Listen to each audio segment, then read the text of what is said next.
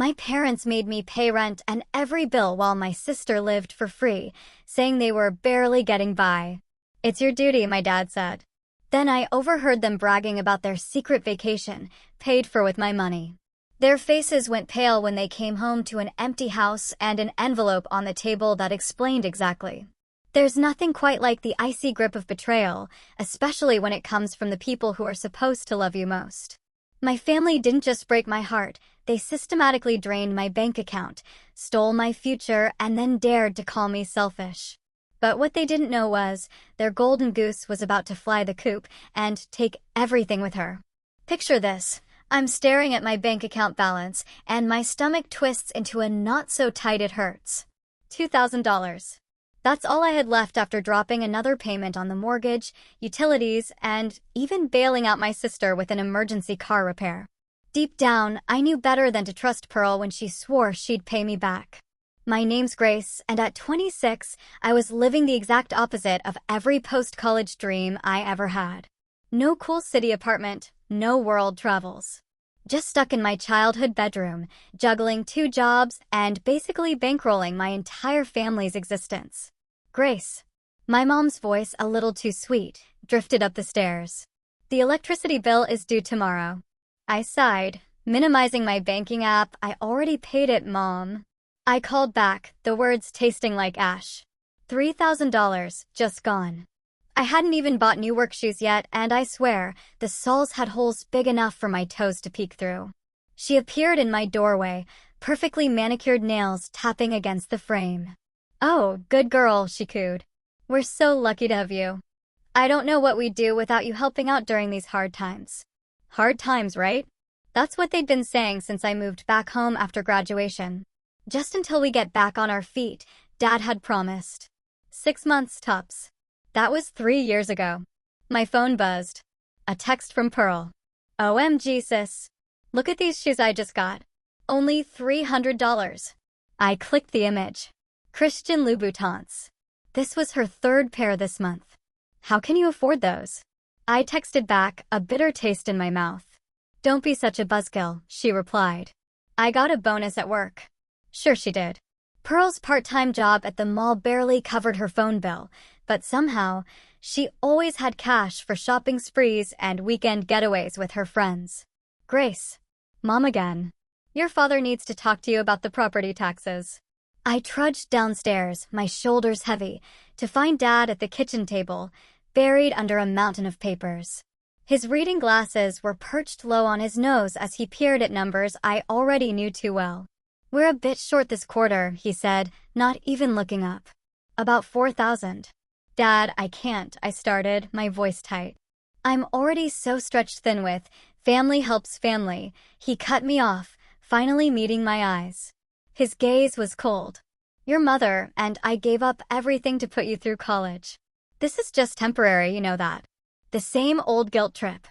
I wanted to scream that I had paid for college myself, with loans I was still paying off. But instead, I just nodded. "I'll transfer the money tomorrow.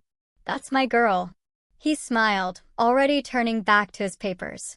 "Oh, and the roof needs fixing before winter. Start setting aside for that, too." I escaped to the back porch, desperate for fresh air.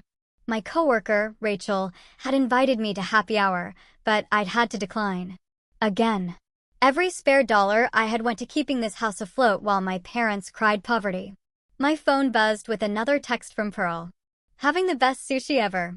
Wish you were here." Attached was a photo of her at some swanky downtown restaurant, surrounded by friends and expensive plates of food. My dinner would be whatever I could scrape together from the kitchen, a kitchen I stocked. I was about to head back inside when I heard my parents' voices drifting through the open window above me. They were on speakerphone.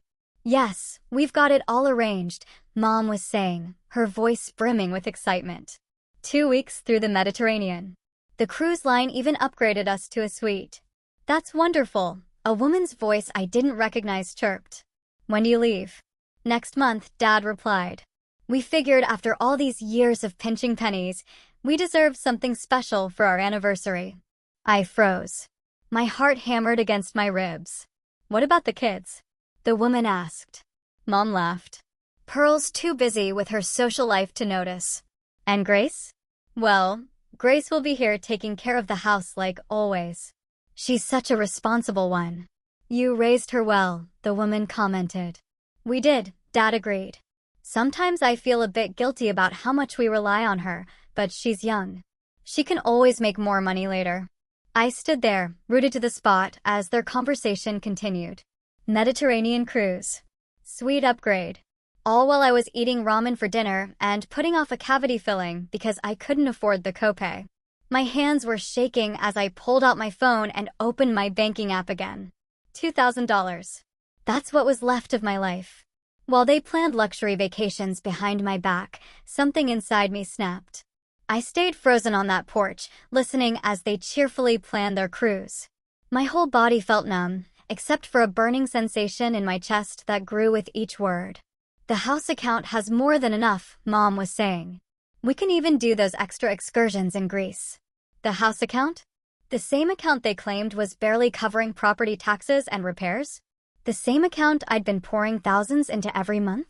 And Pearl's coming shopping with me next week to pick out some new clothes for the trip, Mom continued. She has such great taste. I heard footsteps approaching the window and pressed myself against the wall, my breath catching. Through the glass, I saw Mom pacing, phone to her ear. No, Grace won't suspect anything. She never checks the account statements, just transfers money in like clockwork. My legs finally decided to work. I slipped back inside through the kitchen door and crept upstairs, careful to avoid the creaky steps. Once in my room, I opened my laptop and logged into the joint account I shared with my parents. The one they'd insisted I needed for household emergencies. 3 years of statements. That's what I started downloading, my hands trembling as I clicked through each month. The truth was there, in black and white: spa days, designer clothes, weekend getaways. All while I skipped doctor's appointments and worked overtime at my second job. My phone buzzed. Rachel from work. You sure you can't make it tonight? We miss you. I started typing a response when another memory hit me. Last month, that terrible toothache. Mom, I need to get this cavity filled, I'd told her, but I'm short on cash after paying the property taxes. Oh, honey, we're all making sacrifices, she'd replied. Your father and I haven't had a vacation in years. I checked the bank statements. 2 days after that conversation, a day spa. $300 for a couple's massage package. A knock at my door made me jump. Grace, it was Pearl. Can I borrow your black dress? The designer one. I don't have any designer dresses, I said, my voice surprisingly steady. Sure you do? Mom said she bought you one for Christmas. I frowned. Mom hadn't gotten me anything for Christmas. She said money was too tight. Oh, Pearl's voice faltered. Maybe I'm thinking of something else. After she left, I dug deeper into the statements. There it was. A charge from Nordstrom on December 23rd. A dress in my size that I'd never seen. My phone buzzed again. Rachel. Seriously, come out tonight. You sound stressed in your texts lately. I stared at her message for a long moment. Actually, yeah, I typed back. I could use a drink. Be there in 30. At the bar, Rachel took one look at my face and ordered shots. Spill, she said. What's wrong? I told her everything. The cruise. The secret shopping. 3 years of lies. By the end, I was gripping my glass so hard I thought it might shatter. Grace, Rachel said slowly. That's financial abuse. It's family, I replied automatically, then stopped. How many times had they used that word to control me? No, Rachel shook her head. It's exploitation, and it needs to stop. Back home that night, I couldn't sleep. Around midnight, I heard movement downstairs. Curious, I crept down to investigate. Mom was in Dad's office, rifling through his desk. She pulled out a folder and started taking photos of documents inside with her phone. What are you doing? I asked from the doorway. She jumped, nearly dropping her phone. Oh, Grace, honey, you scared me. I was just looking for some old tax forms, at midnight. Well, you know me, night owl. She laughed nervously. Go back to bed, sweetie. I waited until she left before checking the folder she'd been photographing. Inside was a stack of papers with my signature on them. Joint responsibility agreements. Loan documents. Credit applications. all dated from right after my college graduation. My hands shook as I read through them. According to these papers, I wasn't just responsible for the house payments. I was legally tied to all sorts of debts I knew nothing about. One document caught my eye, a student loan transfer form. Next to my signature was a note, transfer to Pearl Ryan Boutique Startup Fund. They'd used my student loan money to fund Pearl's failed clothing store venture. The one they told me had been financed by an inheritance from our aunt. I heard Mom's bedroom door close upstairs. Carefully, I took photos of every document, then returned them exactly as I'd found them. In my room, I created a new email folder labeled Evidence and started uploading the photos. Then I opened my browser and typed, "How to legally separate yourself from family finances." It was time to start planning my escape. The next morning, I called in sick to both jobs and drove across town to a small accounting office. My hands were sweating as I walked in, clutching my folder of photos and documents. "Grace." A familiar voice called out. "Is that really you?" Valeria looked exactly as I remembered her from high school. Sharp eyes behind stylish glasses, silver-streaked hair, and a neat bun. She'd been our family accountant for years until she suddenly retired right after my college graduation. "I need your help," I said, sitting across from her desk. "And I need to know why you really stopped working with my parents." She studied my face for a long moment. "Close the door." I did, then spread out the documents I'd photographed. Valeria's expression darkened as she looked through them. "I always wondered if they'd go through with it," she muttered. "Go through with what?" She pulled out a file from her cabinet. 3 years ago, your parents came to me with a proposal. They wanted to transfer all their debts to your name. Loans, credit cards, everything. Said it was temporary, just until they got back on their feet. I refused to help them do it. Told them it was unethical. They fired me the next day." She looked up sharply. "But clearly, they found someone else who would." "What about Pearl's boutique? The student loan transfer?" Valeria's face hardened. "That money was meant for your graduate school. Your parents swore you'd agreed to give it to Pearl instead." "I never," my voice cracked. "I didn't even know I had graduate school money." "There's more," Valeria said quietly. She pulled up some files on her computer. "Your parents opened several credit lines in your name. They used your social security number, probably from these documents you signed." She turned the screen toward me. The total liability. The number made my vision blur. Over $100,000. "I'm going to be sick," I whispered. "No," Valeria said firmly. "You're going to be smart. I'm going to help you fix this, but you need to act fast." For the next 2 hours, we made plans. Valeria showed me how to freeze my credit, dispute unauthorized accounts, and document everything. She even called a lawyer friend who specialized in financial fraud. "What about the house account?" I asked. "Transfer your portion out immediately. They've been using your contributions for personal expenses. That money legally belongs to you." My phone buzzed. A text from Pearl. "Mom's taking me shopping for cruise clothes. Wanna come?" I ignored it and turned back to Valeria. "I need somewhere to live. They can't know I'm leaving until I'm gone." "I might know someone," she said, reaching for her phone. "A client of mine owns apartments across town. He's discreet." 20 minutes later, a man named Kingsley arrived. He looked more like a surfer than a landlord, with tousled hair and friendly eyes. Valeria explained the situation. "I have a 1-bedroom available," he said. "It's small but secure, and I can offer you a reduced rate if you help manage some tenant communications." "When can I move in?" "Today, if you need to." Tears pricked at my eyes. "Thank you."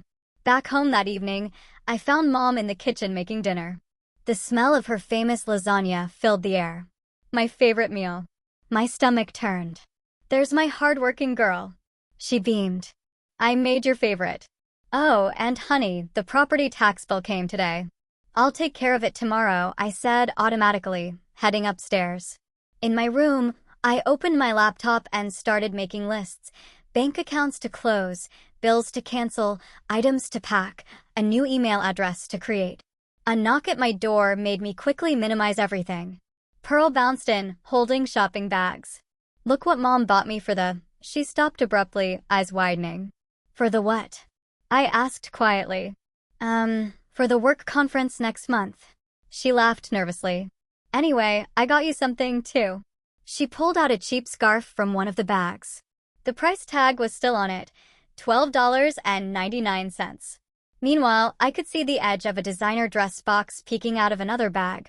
Thanks, I said flatly. After she left, I added another item to my list. Forward all mail to new P.O. box. My phone buzzed with a text from Kingsley. Apartment ready when you are. He undermat. I looked around my childhood bedroom at the walls that had witnessed so many lies. In 2 weeks, my parents and Pearl would leave for their secret cruise. They had no idea they'd come back to an empty house and a daughter who'd finally learned the truth about family. I opened my banking app and started moving money. Are you sure about this? Rachel asked, helping me load another box into her car. Once you start, there's no going back.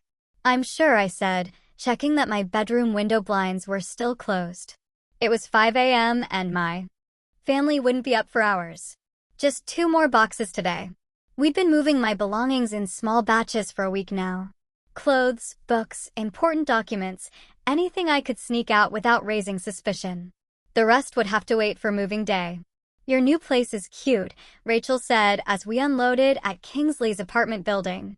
Small but cute. It's mine, I replied, and my voice cracked on the word. Actually mine. Back home, Mom was in the kitchen when I walked in. Where were you so early? Morning run with Rachel, I said, the lie coming easily now. Getting back in shape. Good for you, she beamed.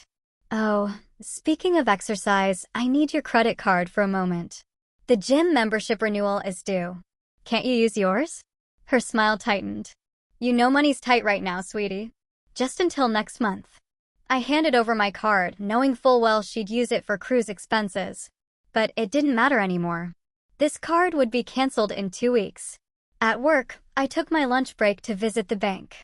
I need to close all joint accounts, I told the manager, and open new ones at a different bank. Family accounts? She asked, typing. Not anymore. That afternoon, I created a spreadsheet of every bill I'd paid, every loan I'd covered, every emergency I'd funded. 3 years of financial records, meticulously documented. The total made me feel sick. My phone buzzed. Pearl. Dad says the roof is leaking in my room. Can you call the repair guy? Pretty please. I ignored it. Let them figure it out themselves for once. That evening, I heard Mom and Dad discussing their upcoming trip in their bedroom. Grace seems distracted lately, Mom said. Do you think she suspects anything? How could she? Dad replied. She never questions anything we tell her. Besides, we'll be back before she knows it. I gripped the stair railing so hard my knuckles turned white. The next morning, I took a sick day and met with the lawyer Valeria had recommended. They committed fraud, she said, reviewing my documents. Multiple counts. We can press charges. I don't want that, I said. I just want out. Then let's make sure you get out clean. She started drafting papers. No legal ties, no shared accounts, no way for them to touch your money again. Back home, I found Mom in my room, going through my desk drawers. What are you doing? I asked from the doorway. She jumped. Oh, just looking for that recipe I gave you last month. The one for lasagna. But I saw her slip something into her pocket. Later, I checked my desk. My newest bank statement was missing. That night, I couldn't sleep. I went downstairs for water and found Pearl sprawled on the couch, online shopping on her phone. Want to split an Uber Eats order? She asked. I'm craving sushi. Can't you use your own money? She laughed. Why so stingy? It's just food. I wanted to scream that it wasn't just food. It was 3 years of my life, my dreams, my future. Instead, I just went back upstairs. The next day, I met Kingsley to finalize the apartment details. Moving truck booked for the 15th, he said. Day they leave for their trip. Perfect. I handed him an envelope. First and last month's rent. You know, he said, what they did to you. It's not okay. I know that now. When I got home, there was a thank you card from Pearl on my bed. Thanks for house sitting while we're away. Love you lots. I opened my laptop and pulled up the spreadsheet one last time. Added a few final entries. Mom's secret spa day, $400. Pearl's emergency car repair, $2,000. Dad's golf club membership, $1,500. Their Mediterranean cruise, priceless. 2 more days until they left. 2 more days of pretending everything was normal. 2 more days until I took back my life. I looked around my nearly empty room at the bare walls and packed boxes hidden in my closet. Soon, this would all be just a memory. An expensive lesson in what family shouldn't be. My phone buzzed. A text from Rachel. Everything ready for Operation Freedom? I smiled and typed back, almost. Waiting for them to leave so I can make my grand exit. I watched from my bedroom window as the Uber pulled away, carrying my family to the airport. Mom had kissed my cheek. Dad had reminded me about the bills. And Pearl had waved excitedly from the back seat. None of them knew it was the last time they'd see me in this house. The moment their car turned the corner, I pulled out my phone. They're gone, I texted to Rachel and Kingsley. Within 15 minutes, a moving truck pulled up outside, right on schedule. Morning, the driver said, checking his clipboard. Grace, that's me. I opened the front door wide. Everything's packed and labeled. Let's do this fast. I'd spent the last 2 weeks meticulously organizing my exit. Every box was marked, every item cataloged. The movers worked efficiently, carrying out my life piece by piece while I supervised. What's this? One of them held up a stack of papers I'd left on the kitchen table. That stays, I said quietly. It's their parting gift. The envelope contained everything. Bank statements showing their secret purchases, credit card bills revealing their lies, loan documents they'd forged my signature on, and on top, a letter I'd spent hours writing. Dear Mom, Dad, and Pearl, by the time you read this, I'll be gone. Here's a detailed account of everything you've taken from me over the past 3 years. Total household expenses, $48,762 emergency loans, $31,450 Pearl's boutique. My stolen student loan $25,000 unauthorized credit cards in my name, $42,090 your Mediterranean cruise, $12,000 grand dollar total. $161,202, don't bother trying to contact me. All shared accounts are closed. All automatic payments are stopped. The house is your responsibility now, just like it always should have been. Enjoy your cruise. Grace.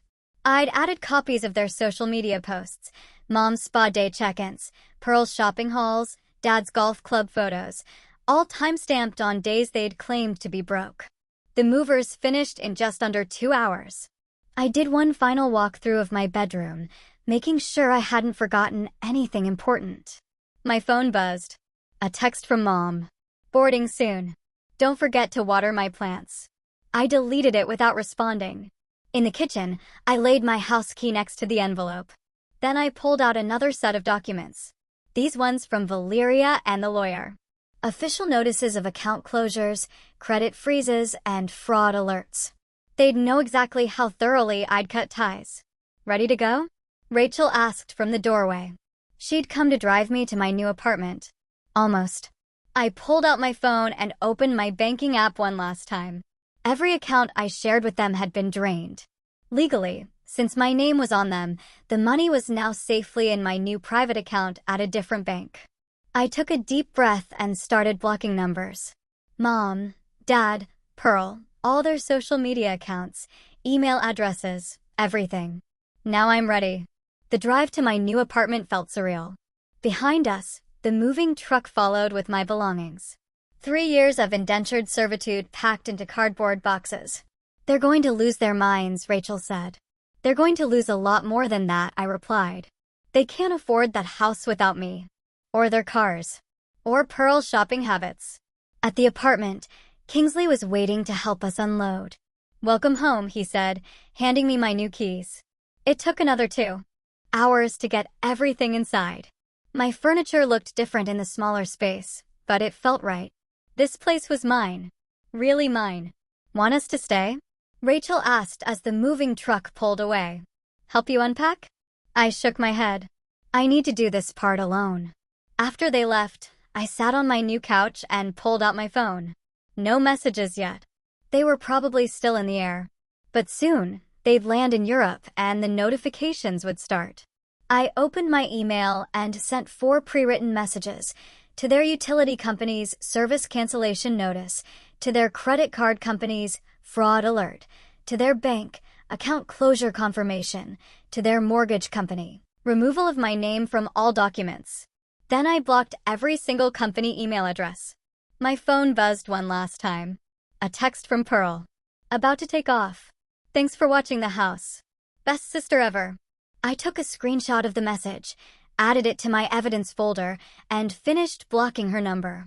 Then I walked to my new kitchen, poured myself a glass of wine, and smiled. They had 2 weeks of luxury ahead of them. I had a lifetime of freedom. 3 days into my new life, Rachel forwarded me a screenshot from Pearl's Instagram story. Can't reach my sister. Anyone know if she's okay? Starting to worry. I laughed darkly. They must have just discovered the envelope. Your mom tried calling the office today, Rachel texted next. I told her, you don't work here anymore. She didn't take it well. My phone had been blowing up with blocked calls and messages for the past 24 hours. I'd gotten a new number, but kept the old one active to document their attempts to contact me. Later that afternoon, Valeria called. They're trying to access the house account, she said. The bank denied them. Your documentation of unauthorized spending worked. They're locked out. Good, I said, unpacking another box in my kitchen. How bad is it for them? Bad. The mortgage payment bounced this morning. And those credit cards they opened in your name? I've got the fraud department investigating. My hands shook slightly as I placed mugs in the cabinet. Any legal threats yet?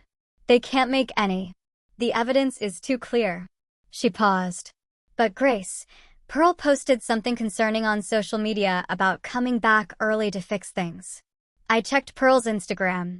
Sure enough, a new story, cutting our trip short. Family emergency. Can't believe what's happening. #Storytime. An hour later, my old coworker, Maria, messaged me. Your mom's here at the coffee shop telling everyone you had a mental breakdown and stole their money. Want me to set the record straight? No, I replied. Let them dig their own grave. That evening, I got an email from an unfamiliar address. It was Dad, writing from his work account. Grace, what you've done is unforgivable. We're your family. We gave you everything. Your mother is in tears. Pearl had to cancel her semester abroad. How could you be so selfish? The least you can do is answer our calls. I forwarded it to my lawyer without responding. The next day, Pearl's posts turned nasty. PSA, watch out for toxic family members who pretend to care about you but are just waiting to stab you in the back. Rachel sent me more screenshots. Mom had joined local Facebook groups, posting about her mentally unstable daughter who needed help. The comments were full of sympathetic responses until someone who knew the truth started posting receipts of their spending. The post disappeared within hours. A week into my disappearance, Kingsley texted, "Heads up. Your parents were asking about you at the building next door. They're getting desperate." I'd been expecting this. They'd try every apartment complex in the area, thinking I couldn't afford to live far from my old jobs. That afternoon, I got another email, this time from Mom. Sweetie, please come home. We can work this out. Yes, we made mistakes, but that's what families do. We forgive each other. Your father's blood pressure is through the roof. Is that what you want? To make us sick with worry. I added it to my documentation folder and kept unpacking. The next day, my lawyer called. They tried to report you for theft, she said. The police laughed them out of the station when they saw the evidence. But be careful. They're getting desperate. I glanced out my window at the security camera Kingsley had installed. I'm ready for them. Pearl's next Instagram post was a throwback photo of us as kids. Missing my sister. Wish she'd realize what she's throwing away. Family is forever. The comments were brutal. Didn't you steal her student loan money? Weren't you just bragging about your shopping sprees last week? Pretty sure family doesn't financially abuse family. She deleted it within minutes. That evening, I got a notification from my bank. They were trying to open a new credit card in my name again. The fraud alert blocked it instantly. Your father called the electric company, Valeria texted. Tried to get them to put the bill back in your name. They refused. I smiled, remembering all the times they told me I couldn't survive without them. Now they were the ones struggling to keep the lights on. Rachel sent me one final screenshot for the day. Mom's latest social media post. Sometimes the people you helped the most hurt you the worst, but we're still praying for our daughter to come to her senses. A mother's love is unconditional. I closed my laptop and looked around my new apartment. The walls were bare, boxes still scattered around, but it felt more like home than that house ever had. My phone buzzed with a voicemail notification from Pearl. You just destroyed this family. No, I thought. They destroyed it themselves. I just stopped paying the bills. I was carrying groceries up to my apartment when I saw them. Mom, Dad, and Pearl standing in the parking lot next to their car. My heart stopped, then started racing. Grace. Mom called out, already rushing toward me. Finally, we've been looking everywhere. I dropped my groceries inside my door and stepped back out, closing it firmly behind me. Kingsley appeared from his office, phone in hand. Everything okay here? He asked, but his thumb was already moving over the keypad, calling security. This is a family matter, Dad said sharply. Please leave us. I'm staying, Kingsley replied, leaning against the wall. Mom reached for my arm. I stepped back. Don't touch me. Grace, honey, you're being ridiculous, she said, her voice taking on that sickly sweet tone I knew so well. Let's just go home and talk about this. Home? I laughed, a harsh sound. You mean the house you can't afford without me? How's that mortgage payment working out? Dad's face darkened. We raised you better than this. After everything we've done for you, everything you've done to me, I corrected. The loans in my name. The credit cards. My stolen student fund. Pearl stepped forward. It wasn't stealing. I needed that money for my business. A business that failed in 3 months while I worked 2 jobs to pay for your shopping sprees. We're your family. Mom's voice cracked, tears welling up. You can't just abandon us. Watch me. 2 security guards rounded the corner. Kingsley nodded at them. You need to leave, one guard said to my parents. We're not going anywhere without our daughter. Dad growled. Your daughter. I pulled out my phone. Let's talk about your daughter. Let's talk about the 3 years of bank statements showing how you used me. The forged loan documents. The credit fraud. Should I call the police and show them? Mom's face went white. You wouldn't dare. Try me. I have copies of everything. Every lie, every theft, every manipulation. We gave you a roof over your head. Dad shouted. No, I gave you a roof and cars and vacations and Pearl's shopping addiction. I paid for everything while you cried poverty and lived like royalty. It wasn't like that, Pearl protested weakly. Really? Should we pull up your Instagram? All those posts about your shopping sprees and fancy restaurants while I ate ramen for dinner. The security guards moved closer. Last warning, one said. Leave now or we call the police. Grace. Mom tried one last time, tears streaming down her face. Please, we can't manage without you. That sounds like a you problem. My voice was ice cold. I'm done managing your lives, done funding your lifestyle, done being your personal ATM. After everything we sacrificed, Dad started. The only thing you sacrificed was my trust. And if you ever try to contact me again, if you ever try to use my name for anything, I'll press charges for fraud. I have enough evidence to put you all away. You'd send your own parents to jail? Pearl gasped. You'd steal from your own daughter? I shot back. Mom started sobbing dramatically. Dad's face was purple with rage. Pearl just stood there, finally seeming to understand the magnitude of what they'd done. Get out, I said quietly. Get out and never come back. The security guard stepped forward, and finally, my family started backing away. This isn't over. Dad called over his shoulder. Yes, it is. I watched them retreat to their car. Your karma arrived. It just came riding in under my name. They drove away. Mom still crying. Pearl looking back through the window. I waited until their car disappeared before my legs started shaking. Kingsley touched my shoulder gently. You okay? No, I admitted. But I will be. Back in my apartment, I sat down and opened my laptop. First, I emailed my lawyer with a detailed account of what had just happened. Then, I checked my bank accounts. All secure. No new attempts at access. My phone buzzed with a text from Rachel. How'd it go? Exactly as expected, I replied. Tears, threats, guilt trips, the usual. You're free now, she texted back. Really free. I looked around my small apartment at the life I was building for myself. No more funding their luxuries. No more crying poverty while they lived large. No more guilt trips and manipulation. Pearl's last voice message played in my head. You just destroyed this family. No, I thought. I just stopped letting them destroy me.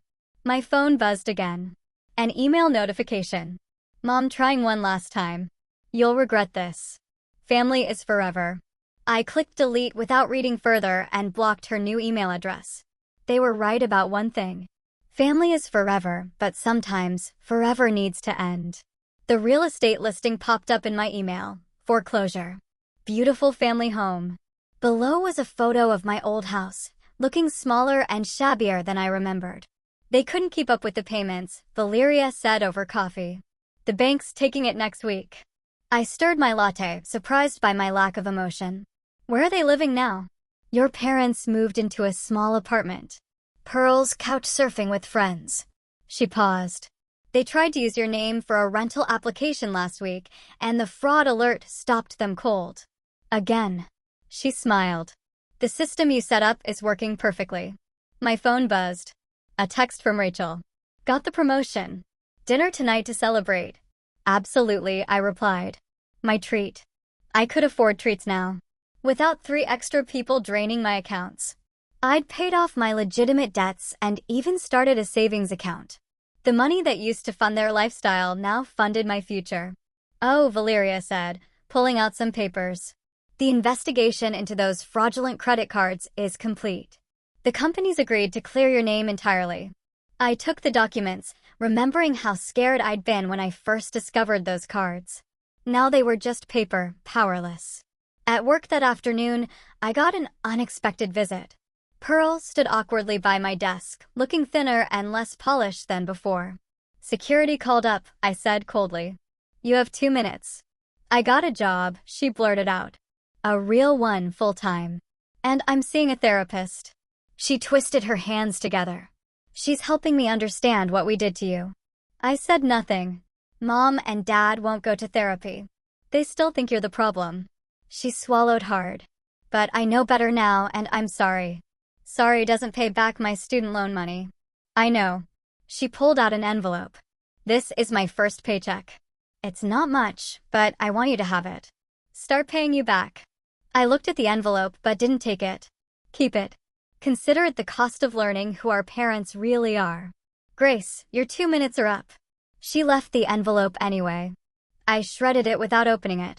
That evening at dinner, Rachel raised her glass. To freedom. To consequences, I added, clinking glasses.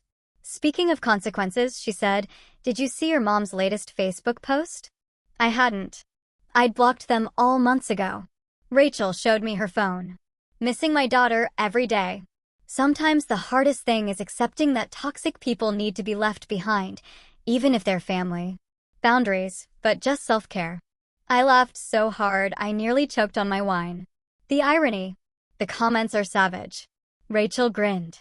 Everyone knows the truth now. Back home, I found a letter from my lawyer. The last attempt by my parents to access my accounts had resulted in a formal cease and desist order. Any further attempts would trigger automatic legal action. I added the letter to my closure file, the same one that held all the evidence of their fraud. Not because I needed it anymore, but as a reminder of why I'd done what I did. My phone buzzed with a text from Kingsley. Your dad was asking about you at the coffee shop down the street. Want me to warn them? No need, I replied. They can't hurt me anymore. I walked to my window and looked out at the city lights. Somewhere out there, my family was learning to live without their safety net, without their personal bank, without me. My therapist had asked me last week if I felt guilty. I didn't. They'd spent 3 years teaching me that family meant sacrifice, but they'd never specified it had to be mine. A final text came through from Pearl's new number. The house sells tomorrow. Mom's crying about your old room. Says she keeps waiting for you to come home. I didn't respond, but I thought about that room. The place where I'd planned my escape. Where I'd discovered their lies. Where I'd finally found the strength to save myself. Home was different now. It was this small apartment with its paid-up rent. It was dinner with Rachel, celebrating her promotion. It was coffee with Valeria, planning my financial future. It was Kingsley checking in to make sure I was safe. I opened my banking app and smiled at my growing savings account. Then I opened my calendar and booked a vacation. My first real one, paid for with my own money. Let them cry over my empty room. I was too busy filling my new life. Some people say revenge doesn't bring peace. They're wrong. Sometimes, revenge is just another word for freedom. And freedom? That feels like finally coming home.